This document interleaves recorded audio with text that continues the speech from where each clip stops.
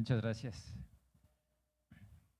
Pues siempre que me toca a mí presentar a la persona que va a compartir, comento eso de que lo debemos recibir con un aplauso, porque es parte de la cultura de honor que debemos tener nosotros en la iglesia, el celebrar la vida de cada una de las personas que está aquí, no porque comparta, sino porque Dios ha hecho maravillas en la vida de cada uno de nosotros. Y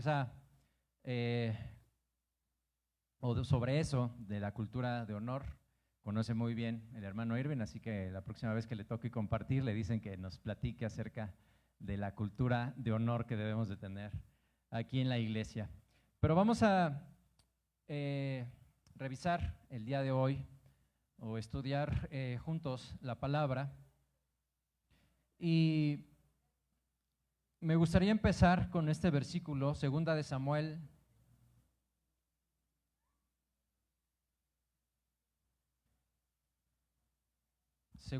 7,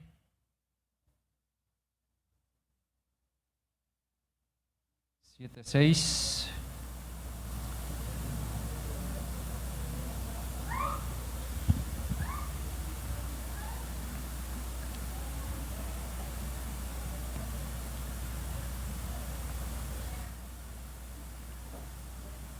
Amén. Dice, ciertamente, perdón.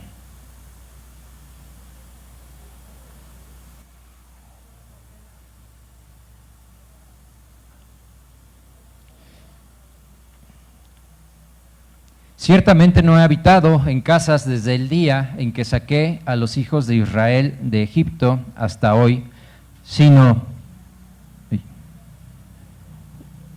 que he andado en tienda y en tabernáculo, y en todo cuanto he andado con todos los hijos de Israel, he hablado yo palabra alguna de las tribus de Israel a quien haya mandado a apacentar a mi pueblo de Israel, diciendo, ¿por qué no me habéis edificado casa de cedro?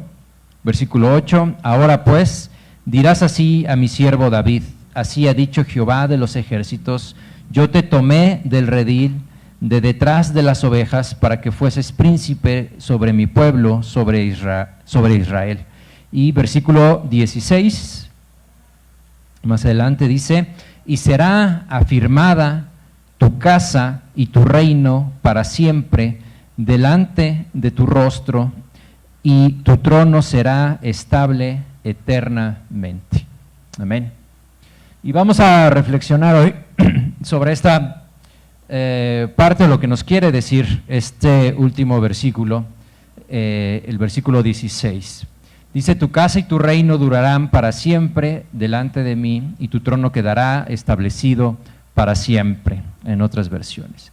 ¿De qué nos está hablando aquí el Señor? Acerca de su reino. El reino de Dios que debe estar establecido para siempre.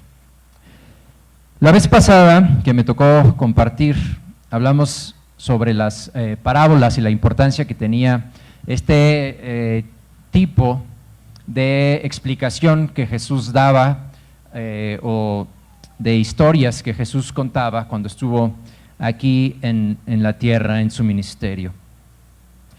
Y revisamos, si se acuerdan, la parábola de la oveja perdida. Vimos cómo para Jesús los niños eran muy importantes, creo que me parece que fue justo en la fecha del Día del Niño, que vimos cómo los niños eran muy importantes para Jesús y cómo la gente desvalida, los más desprotegidos, los marginados, eran parte fundamental y central del ministerio de Jesús. Y el día de hoy, para seguir con este estudio de las parábolas, vamos a ver el tema, quizá el más importante de Jesús en todo su ministerio. Sí, estas palabras o este tema, Jesús lo repitió a lo largo de, o lo repite a lo largo de todos los tres evangelios sinópticos, incluso también del Evangelio de Juan, y es el tema del reino de Dios. ¿Sí? Quizá no haya otro tema que toque más veces Jesús en sus discursos, en sus mensajes, como el del reino de Dios.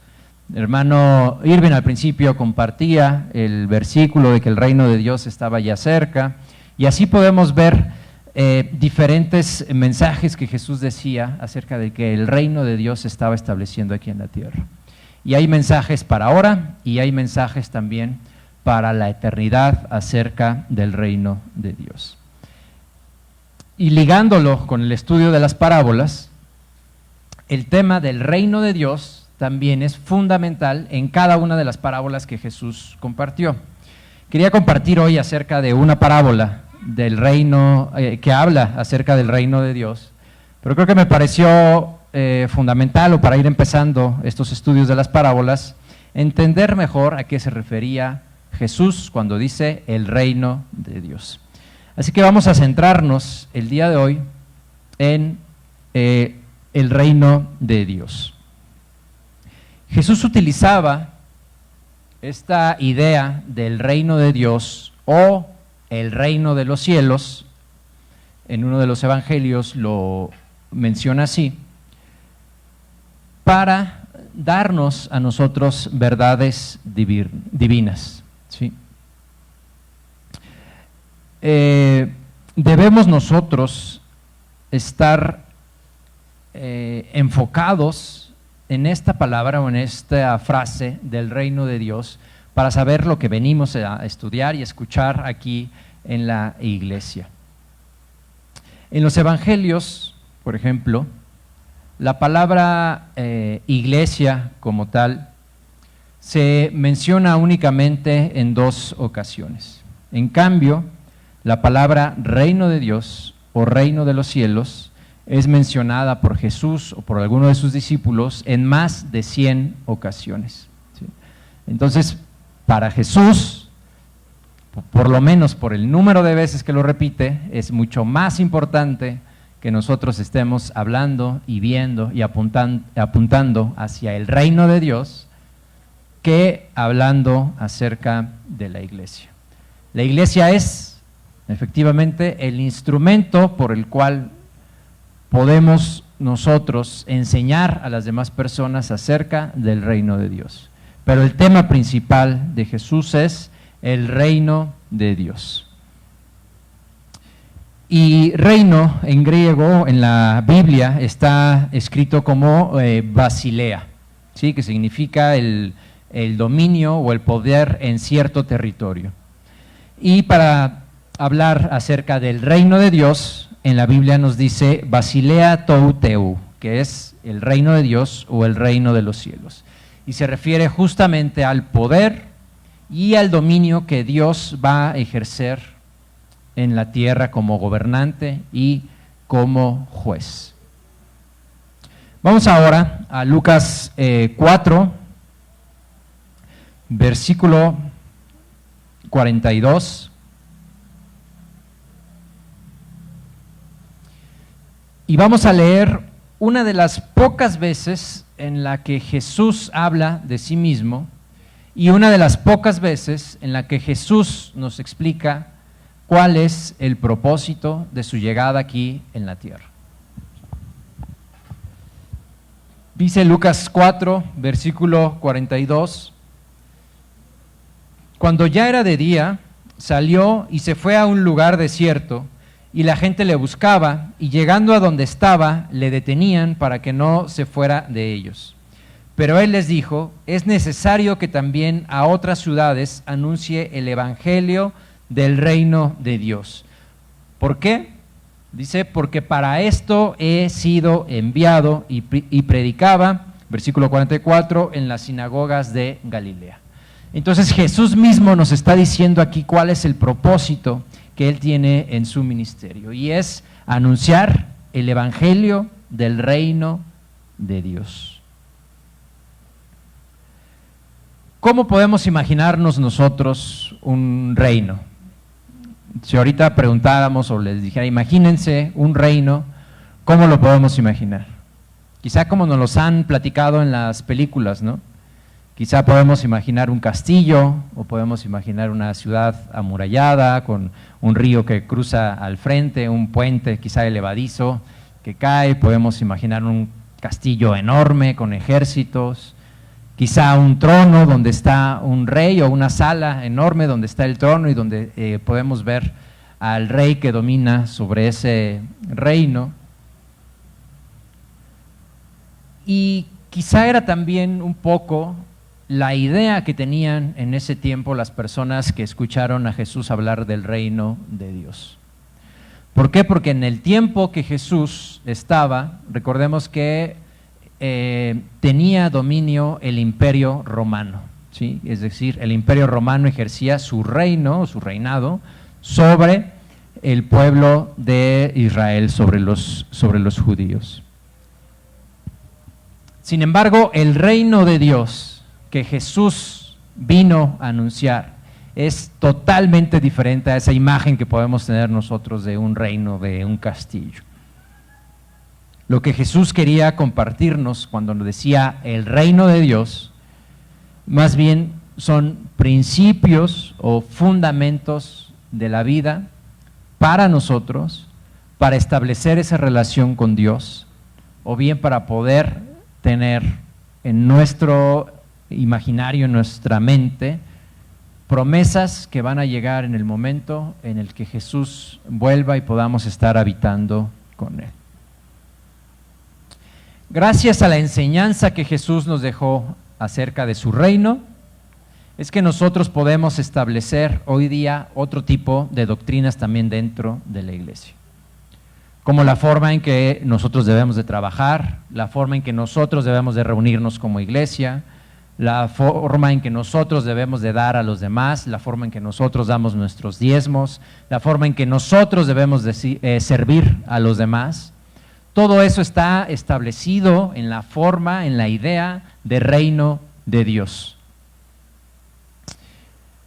Y atendiendo un poco, les decía, al contexto en el que Jesús estableció estas palabras de reino de los cielos, podemos interpretarlo o formarnos un criterio de 4 formas en la que se entendía o la que Jesús quería que entendiera la gente cuando hablaba del reino de los cielos. La primera de estas formas es en forma de historia del pueblo de Israel.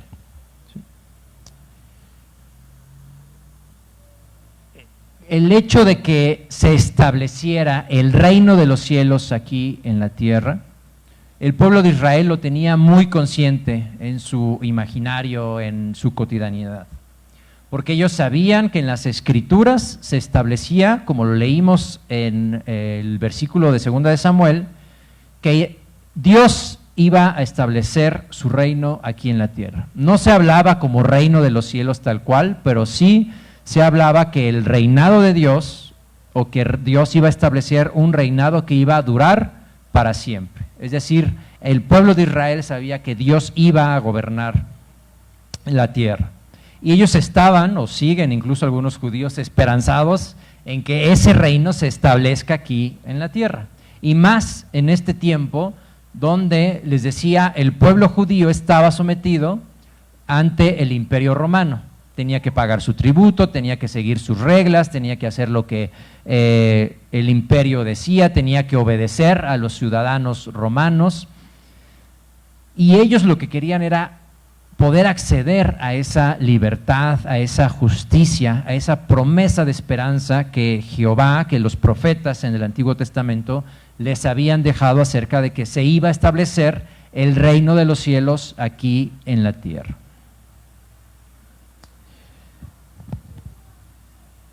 Entonces, cuando Jesús habla acerca del reino de los cielos a los judíos, ellos, claro que lo recibían con gran entusiasmo, porque pensaban que ya se acercaba a ese reinado que iba a quitar al imperio romano y que se iba a establecer ahora sí el imperio o el reinado de los judíos, que otra vez iban a dominar grandes extensiones de tierra y que iban a poder imponer ellos su voluntad o su forma de vivir. Otro punto, otro contexto en el que Jesús nos comparte acerca del reino de los cielos es también que el reino de los cielos ya está entre nosotros. Y para ver esto, vamos a Lucas capítulo 22.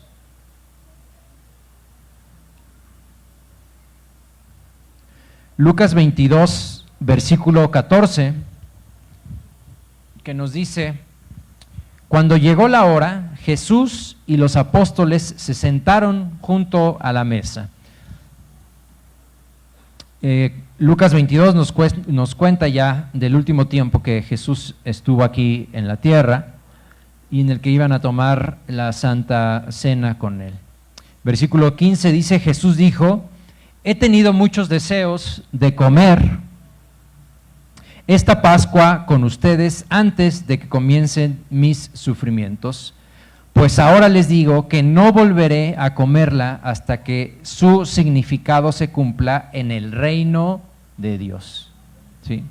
Es decir, aquí hay una promesa de que va a acontecer algo cuando Jesús regrese, cuando se cumpla el reino de Dios en un futuro, pero que también se puede disfrutar aquí en la tierra, o que ellos disfrutaron cuando Jesús estuvo aquí en la tierra, de un ejercicio, una promesa, una señal de lo que iba a pasar cuando se estableciera el reino de Dios. Y en Mateo 4, versículo 17,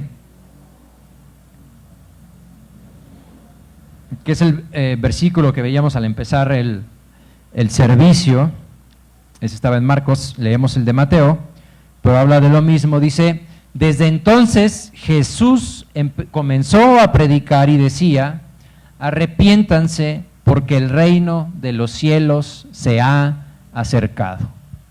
¿Sí? El reino de los cielos se ha acercado. ¿Por qué?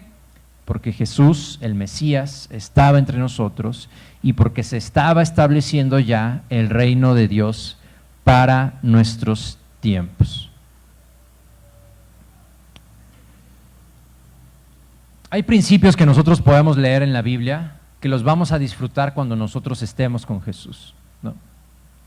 Cuando algún familiar, algún creyente de nosotros muere, tenemos esa esperanza de que se está gozando ya con el Señor, ¿sí? Y algunas personas que no saben de esto, pues quizá nos puedan ver raro y decir cómo pueden estar contentos de que su familiar ya falleció. Incluso en algunas iglesias, cuando fallece algún miembro, he visto que en lugar de invitar al velorio, el sepelio y todo esto, invitan a la graduación del hermano tal, ¿sí? Porque ya se graduó, porque ya alcanzó la gloria eterna, y no lo ven como algo malo.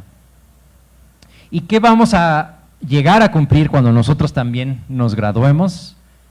Pues vamos a tener sanidad en nuestro cuerpo, sanidad en nuestra alma, vamos a tener un cuerpo glorificado, ya no va a existir el pecado, ya no va a haber sufrimiento en nuestro ser, y yo creo que todos o la mayoría anhelamos tener eso. Pero esto no quiere decir que nosotros nos debemos de esperar hasta que estemos con el Señor o hasta que Jesús regrese para poder disfrutar de estas mieles, de estos regalos, de estas promesas que Dios nos da. ¿Sí? Las sanidades las podemos vivir hoy en día. ¿Sí? ¿Quién de nosotros ha sido sano por una oración de alguien porque Dios ha actuado en nuestras vidas? Levantando la mano. Amén. Entonces, hoy en la tierra hemos podido recibir este regalo de la sanidad. ¿Cuántos de nosotros hemos recibido perdón ya sea de un hermano o hemos recibido el perdón de Jesús de nuestros pecados y de lo que hemos hecho? Amén. Yo creo que todos nosotros. ¿Cuántos de nosotros hemos disfrutado de la presencia de Dios en nuestras vidas? Ya sea en medio de la alabanza, en medio de la oración. ¿Cuántos hemos podido escuchar la voz de Dios también, ya sea en nuestro interior o audiblemente? Amén. Eso. Todas esas son promesas que las vamos a vivir completa y plenamente en el futuro cuando estemos con Él. Pero que podemos disfrutarlas hoy. ¿Por qué? Porque el reino de Dios está ya entre nosotros.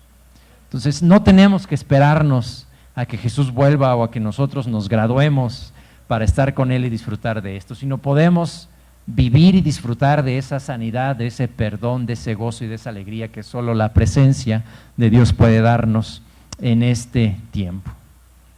Amén.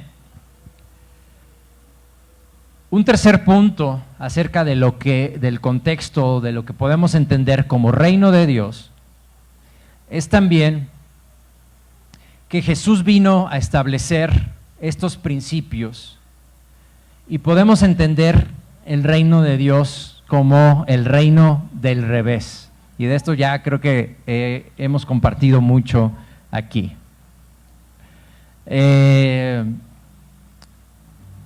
Chabelo, si se acuerdan de él, cantaba mucho en su programa una canción que decía vamos a ver cómo es el reino del revés, una canción de niños y hablaba del reino del revés. Bueno, pues ese reino del revés yo creo que era profética esa canción, porque ese reino del revés es el reino de Dios. ¿Por qué? Porque establece principios diferentes a los de este mundo. En el reino del revés, en el reino de Dios, los últimos son los primeros. En el reino del revés es más importante el que sirve que el que es servido. En el reino del revés, y lo más impactante para mí es que en este reino del revés, el mayor símbolo de victoria y de gloria de Dios es una cruz, un símbolo que para el mundo es de tortura, de vergüenza y de dolor. Amén. Pero para nosotros es el símbolo de victoria y el símbolo de gloria de Dios.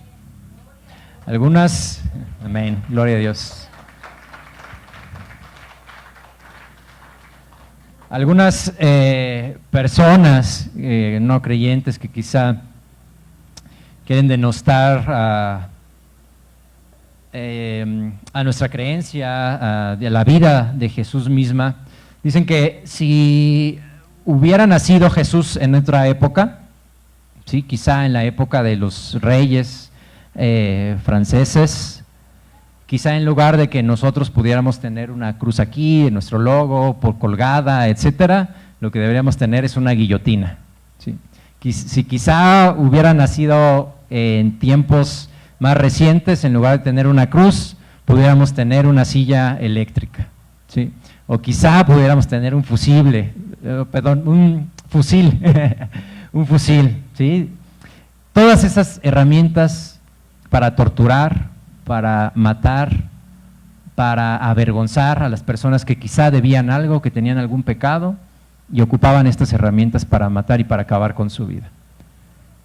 Ahí es donde Jesús fue colgado y se sacrificó por nosotros, y ahora esa cruz, que para el mundo puede ser de vergüenza, para nosotros es de victoria, y con la cual podemos tener la certeza de que tenemos la promesa más grande de nuestras vidas, y es que Jesús va a regresar por nosotros. Amén. Gloria a Dios. Ese es el reino de Dios, el reino del revés. Y finalmente, este reino de Dios, el contexto que podemos ver aquí del reino de Dios, es que este reino de Dios pone en crisis también los reinos que están establecidos en este mundo. ¿Sí? Y lo podemos ver en la Biblia, lo podemos ver en la historia de la iglesia, como desde que las personas comienzan a seguir el reino de Dios, empiezan a ser perseguidos. ¿Sí?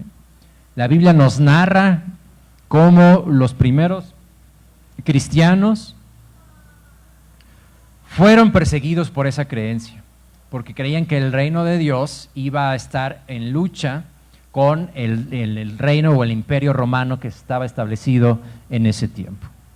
Y sí, los principios del reino de Dios son diferentes a los principios del reino de los romanos, o eran diferentes a los principios del reino romano, pero no en lo físico, sino en lo espiritual, en el comportamiento, en la vida de cada una de las personas que seguía el reino de Dios.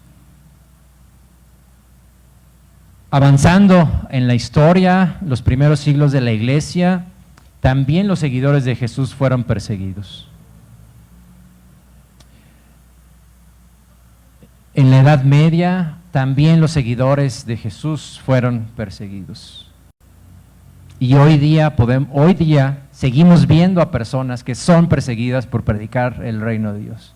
Quizá no aquí en México, pero en otros países que son totalitarios, que son o que tienen quizá creencias musulmanas o en otros dioses, los cristianos son perseguidos y dan su vida en esos países por compartir del evangelio.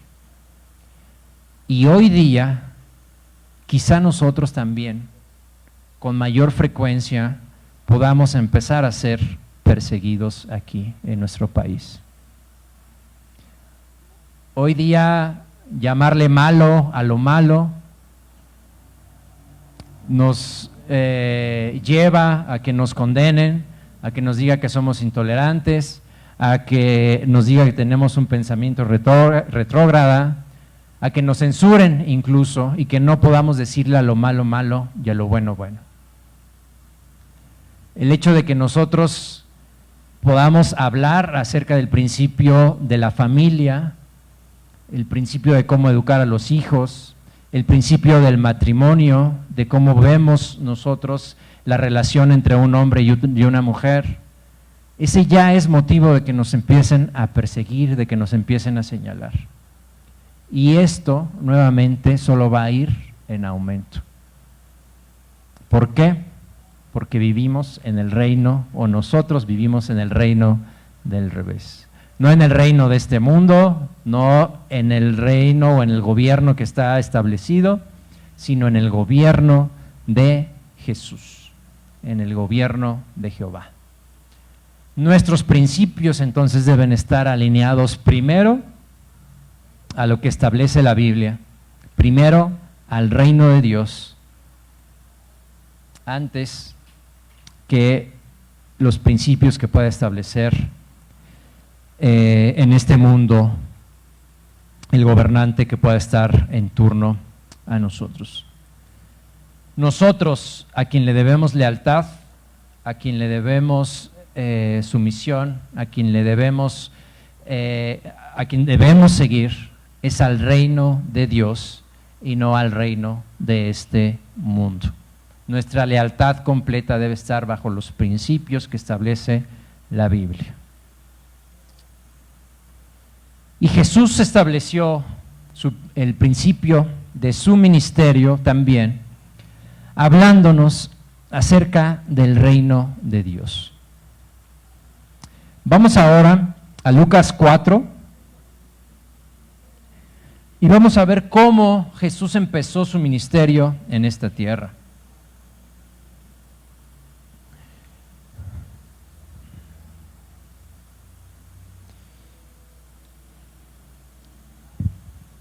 Dice Lucas 4, versículo 14, con el poder del Espíritu, Jesús volvió a Galilea y su fama se difundió por todos los lugares vecinos. Enseñaba en las sinagogas de ellos y todos lo glorificaban. Jesús fue a Nazaret, donde se había criado, y en el día de reposo entró en la sinagoga y como era su costumbre, y se levantó a leer las Escrituras. Se le dio el libro del profeta Isaías y al abrirlo encontró el texto que dice: El Espíritu del Señor está sobre mí, me ha ungido para proclamar buenas noticias a los pobres, me ha enviado a proclamar la libertad a los cautivos, a dar vista a los ciegos, a poner en libertad a los oprimidos y a proclamar el año de la buena voluntad del Señor. Versículo 20, enrolló luego el libro, se lo dio al asistente y se sentó. Todos en la sinagoga lo miraban fijamente. Entonces él comenzó a decirles: hoy se ha cumplido esta escritura delante de ustedes. Lo que vemos aquí, y hablando, o en esta época de que ya empezaron las campañas electorales, lo que vemos aquí es que Jesús está estableciendo su manifiesto, su plataforma de campaña. Él está estableciendo por qué vino aquí a la tierra. Y está diciendo que Él vino a traer libertad a los cautivos, vista a los ciegos y traer libertad a los oprimidos. Y Jesús se para al frente de la sinagoga, de la iglesia en ese tiempo, le dan el rollo de Isaías, y él escoge leer Isaías 61, versículo 1 y 2. Sin embargo, él no lo lee tal cual el texto aparece en Isaías 61, y no es que tuviera otra versión, sino él deliberadamente lo leyó de esta forma. Dice Isaías 61, 1 y 2, el Espíritu de Jehová, el Señor, está sobre mí, porque me ungió Jehová, me ha enviado a predicar buenas nuevas a los abatidos, a vendar a los quebrantados de corazón, a publicar libertad a los cautivos y a los presos apertura de la cárcel. Versículo 2, a proclamar el año de la buena voluntad de Jehová y el día de venganza del Dios nuestro, a consolar a todos los enlutados. Jesús no lee esta última parte. Jesús se queda en que viene a proclamar el año de la buena voluntad de Jehová y no dice, no lee la parte donde dice y el día de venganza de Dios. ¿Sí? Él cambia, decía deliberadamente, este fragmento. Y este fragmento de Isaías lo conocían muy bien los judíos a los que él les estaba leyendo, y era un versículo de promesa, era un versículo de esperanza para ellos, y ellos mismos esperaban que leyera también esa parte donde dice que Dios iba a venir con venganza a este mundo, a vengar todas las injusticias a este mundo. Sin embargo, Jesús no habla de esto.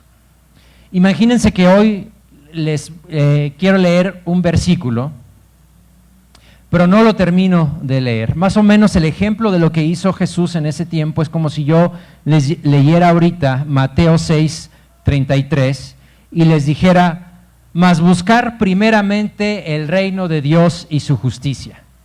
Y ustedes esperarían, sí, ya ahí viene la promesa de que se nos van a dar todas estas cosas por añadidura. Pues yo les diría, no, ya está, ahí se acabó, ¿no? Nada más les leyera, buscar primeramente el reino de Dios y su justicia. Listo, se acabó el versículo. Seguramente muchos de ustedes se quedarán con el ansia de decir, sí, pero las promesas que venga aquí, que nos van a dar todas esas añadiduras si buscamos primeramente el reino de Dios. Lo mismo hizo Jesús cuando leyó esto. Y les decía a los judíos, les pareció que le faltaba esta parte. Sin embargo, lo que Jesús quería decir es que su ministerio no iba a enfocarse en la venganza de Dios. Su ministerio, por el contrario, se iba a enfocar en el perdón y en la misericordia de la cual Él venía a hablarnos.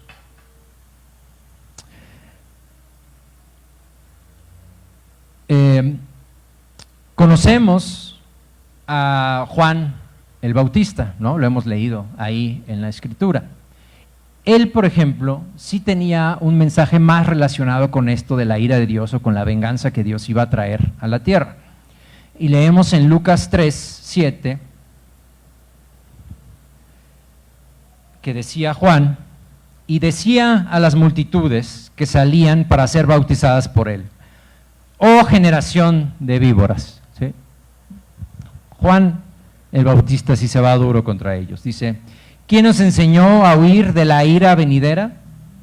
Haced pues frutos dignos de arrepentimiento y no comencéis a decir dentro de vosotros mismos, tenemos a Abraham por padre, porque os digo que Dios puede levantar a hijos de Abraham aún de estas piedras.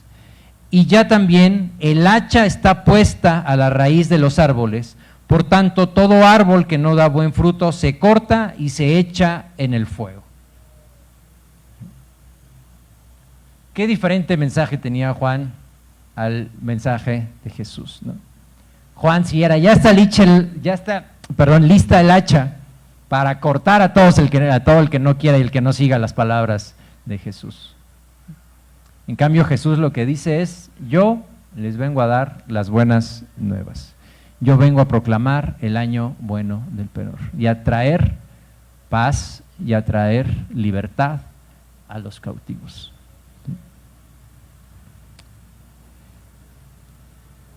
En Isaías 58:6 está la parte que Jesús le agregó a Isaías 61 cuando leyó esos versículos enfrente de los judíos. Dice Isaías 58:6: soltar las cargas de opresión y dejar libres a los quebrantados. Esto es el enfoque de Jesús en su ministerio: soltar las cargas de opresión. No es traer más reglas, no es tratar de seguir más normas, sino es soltar esas cargas a los oprimidos. Regresando al ejemplo de Mateo 6:33, donde Jesús no termina el versículo, imagínense que Jesús hubiera leído así el versículo de Mateo 6:33, que hubiera dicho: mas buscar primeramente el reino de Dios y su justicia, y en lugar de decir y todas estas cosas se te darán por añadidura, dijera: y a cualquiera que te hiere en la mejilla derecha, vuélvele también la otra. Sí. Lo que estaba estableciendo Jesús al leer de esta forma Isaías 61 era poner al frente el perdón hacia las demás personas, poner en primer plano su ministerio, que es la reconciliación con Jehová. Si leemos Isaías 58, vemos 58:6, vemos que es unos versículos que nos hablan acerca de cómo el pueblo de Israel tenía una fe vana, ¿sí? No se había entregado completamente a lo que Jesús establecía, tenía una falsa piedad, y esto es lo que Jesús quiere demostrar también al leer esto en frente del pueblo judío. Dice Isaías 58:6: ¿no es más bien el ayuno que yo escogí, desatar las ligaduras de impiedad, soltar las cargas de opresión y dejar libres a los quebrantados, y que rompáis todo yugo? ¿No es que partas tu pan con el hambriento y a los pobres errantes albergues en casa? Que cuando veas al desnudo lo cubras y no te escondas de tu hermano. Entonces nacerá tu luz como el alba, y tu salvación se dejará ver pronto, e irá tu justicia delante de ti, y la gloria de Jehová será tu retaguardia. Lo que está denunciando Isaías aquí, en estos versículos, es justamente la religiosidad que había en el pueblo de Israel. Ellos ayunaban, ellos iban al templo, pero cuando se trataba de dar a un desprotegido, cuando se trataba de poder ayudar a alguien más, entonces no lo hacían, entonces no obedecían lo que Dios estaba diciendo. Y eso es en lo que Jesús quería que se centraran ahora los judíos, el pueblo de Israel. Por eso él leyó este fragmento de Isaías enfrente, en la sinagoga, en el primer discurso que da Jesús dentro de su ministerio. Y es: lo que yo vengo a traer son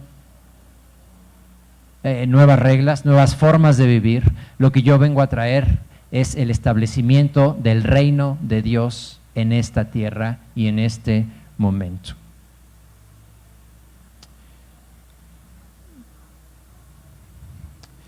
Si vamos a Lucas 7:18,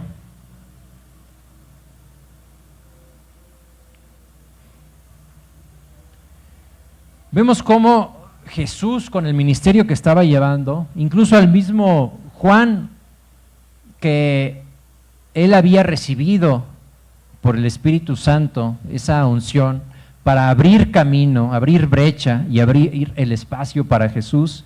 Incluso el mismo Juan estaba dudando de que si Jesús era el Mesías, porque el reino que estaba estableciendo aquí en la tierra era el reino otra vez del revés. Era un reino que ni siquiera Juan lo esperaba. Versículo 18 de Lucas 7 dice: los discípulos de Juan le dieron las nuevas de todas estas cosas. Y llamó Juan a 2 de sus discípulos y los envió a Jesús para preguntarle: ¿eres tú el que había de venir o esperamos a otro? Cuando pues los hombres vinieron a él, dijeron: Juan el Bautista nos ha enviado a ti para preguntarte: ¿eres tú el que había de venir o esperamos a otro? En esa misma hora sanó a muchos de enfermedades y plagas y de espíritus malos, y a muchos ciegos les dio la vista. Y respondió Jesús, les dijo: id y hacer saber a Juan lo que habéis visto y oído. Los ciegos ven, los cojos andan, los leprosos son limpiados, los sordos oyen, los muertos son resucitados, y a los pobres es anunciado el Evangelio. ¿Por qué Juan tenía dudas de que si era Jesús el Mesías o no? Porque había perdido la fe, porque no le gustaba cómo vestía. Juan tenía dudas de si Jesús era el Mesías, porque Juan, ¿qué esperaba? Que con el hacha les diera duro a cada uno de los judíos que no cumplían la palabra, ¿verdad? Que les dijera generación de víboras. ¿Y qué estaba haciendo Jesús? En lugar de darles con el hacha, estaba trayendo vista a los ciegos, estaba trayendo perdón de pecados, estaba dando oído a los sordos, estaba resucitando muertos y estaba trayendo esperanza a los pobres. Ese es el reino de los cielos. Ese es el reino que Jesús nos ha establecido y por el cual nosotros debemos seguir manifestándonos aquí en la iglesia. Jesús en ese tiempo sanó a muchos paralíticos, sanó a muchos ciegos, sanó a muchos sordos, resucitó a personas también. En la Biblia dice que no cabría todos los libros para poder hablar acerca de los milagros que hacía Jesús. Sin embargo, esto quiere decir que en el tiempo de Jesús se acabaron todos los ciegos. Quiere decir que en el tiempo de Jesús se acabaron todos los sordos, que a partir de ahí no hubo nadie paralítico. No. Jesús vino a ponernos la muestra de cómo actúa o cómo podemos establecer nosotros el reino de Dios aquí en la tierra. Pero lo más importante para Jesús no era sanar a todos los ciegos. Lo más importante para Jesús era que su iglesia viera cómo Él podía sanar los ciegos, para que nosotros, al momento que Él se fuera, pudiéramos hacer lo mismo. Amén. El reino de Dios se ha acercado. Ese reino donde hay sanidad, donde hay perdón, donde hay amor, donde hay gozo, donde los importantes no son a los que se les sirve, sino los que están sirviendo, donde los menores son el centro de atención, donde los pobres y los desvalidos son lo más importante.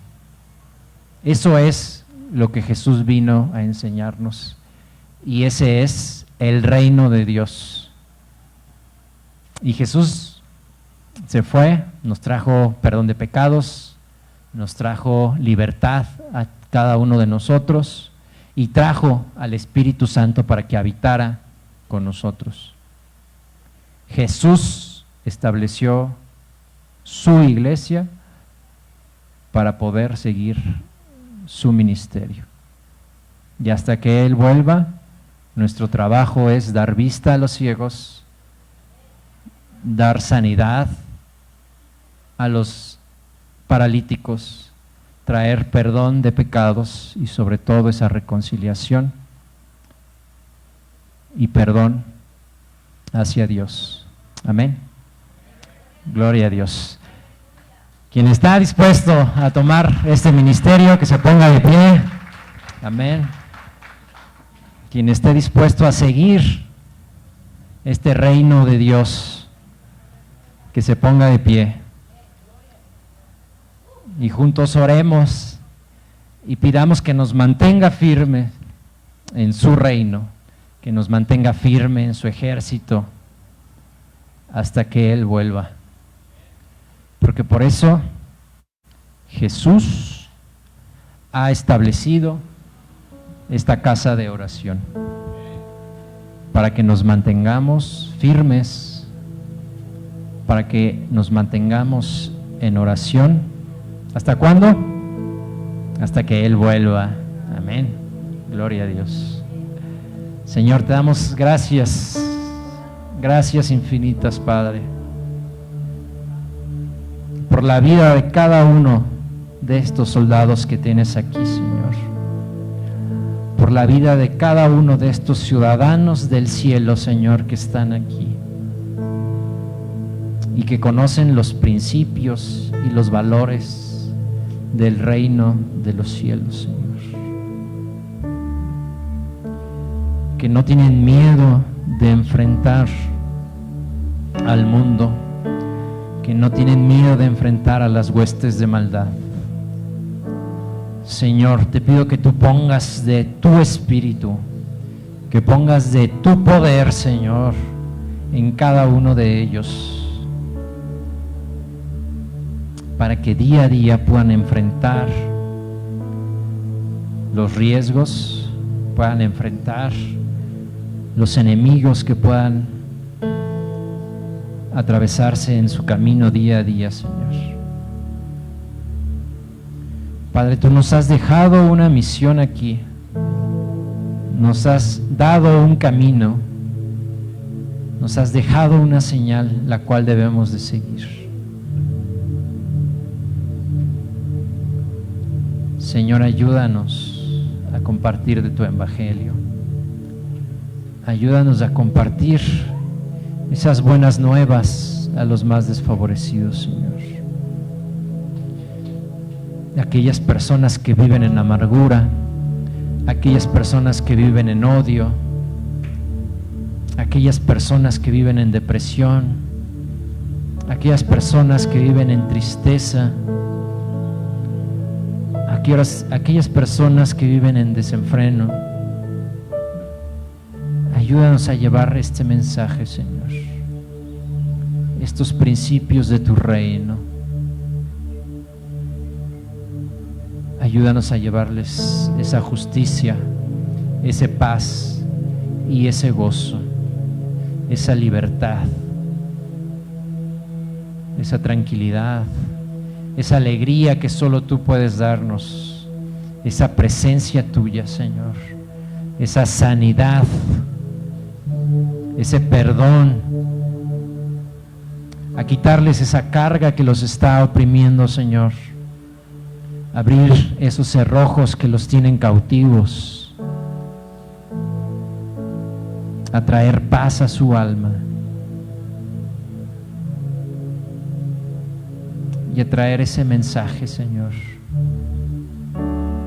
que tú has puesto tu vida en esa cruz, en ese lugar de tormento, en ese lugar de dolor, en ese lugar de vergüenza,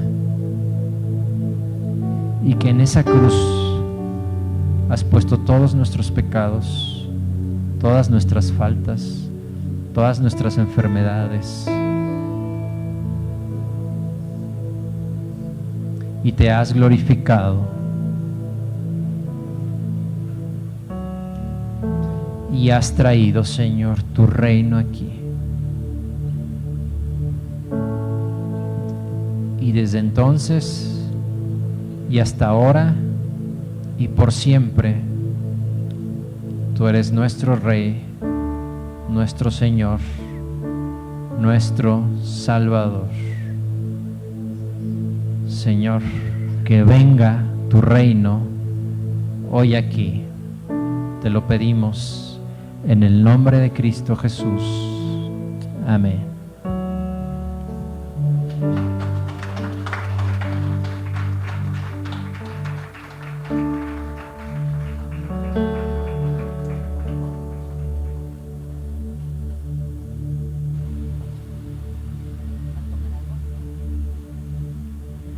Si este mensaje le ha llegado a su corazón y le ha bendecido, de un gloria a Dios con todo su corazón. Aleluya, gloria al Señor. Damos gracias al Señor porque se ha establecido su reino. Él ha venido a establecer su reino. Damos gracias a Dios por su presencia en nuestras vidas en este lugar. Damos gracias a Dios porque Él nos ha llevado a sentarnos a su mesa y poder servirnos de su palabra. Me encantó, es el reino del revés, porque dice la palabra que el Hijo del Hombre no vino para ser servido, sino para servir y para dar la vida por muchos. Él les decía, Jesús le decía a sus discípulos: es necesario que yo vaya a otras ciudades porque tengo que anunciar el reino de Dios, porque a eso he venido. Gloria al Señor, aleluya, gloria al Señor. Damos gracias por esta presencia, damos gracias a Dios por ese acceso directo a ese reino de los cielos. Si hoy estamos aquí es porque el Señor ha venido a establecer su reino. Aleluya, gloria a Dios.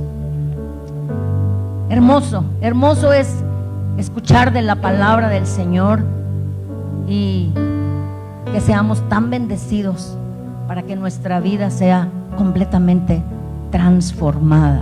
Gloria al Señor.